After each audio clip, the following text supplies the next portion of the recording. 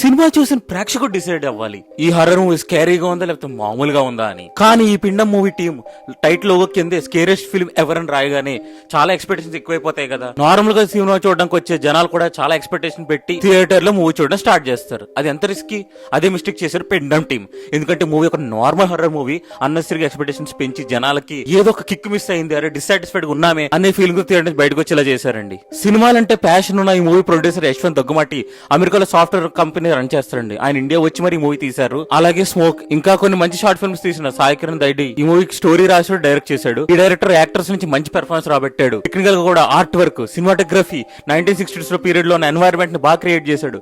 Sound, BGM, songs అయితే అద్భుతంగా ఉన్నాయి, చాలా భయపెట్టేలాగా స్కారీగా ఉన్నాయి.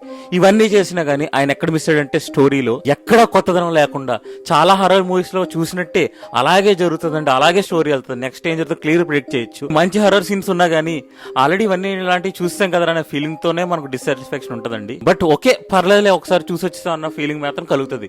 మీరు కనుక హర్రర్ మూవీ ఫ్యాన్స్ అయితే మూవీని ట్రై చేయొచ్చు. గొప్ప మూవీ అని చెప్పను కానీ ఓకే మిమ్మల్ని సాటిస్ఫై చేస్తుంది. హర్రర్ మూవీ సిస్టమ్ మాత్రం మూవీకి దూరంగా ఉండండి. అయితే పర్సనల్ గా సెకండ్ హాఫ్ ని బాగా డ్రాగ్ చేసి నెరేటివ్ ని చాలా టైర్సమ్ గా చేశారని ఫీలింగ్ వచ్చింది. ఫస్ట్ హాఫ్ లాగే సెకండ్ హాఫ్ కూడా స్పీడ్ గా లాగుంటే ఇంకా బాగుందేమో. కొత్త స్టోరీతో కొత్త నరేషన్ తో వెళ్తే సినిమా మాత్రం డెఫినెట్లీ స్కారెస్ట్ హర్రర్ మూవీ లాగే నిలిచిపోయేది. సినిమా అంటే ప్యాషన్ ఉన్న ఇలాంటి డైరెక్టర్స్, ప్రొడ్యూసర్ ఇంకా మంచి మూవీస్ తో ముందుకు రావాలని నేనైతే కోరుకుంటున్నాను.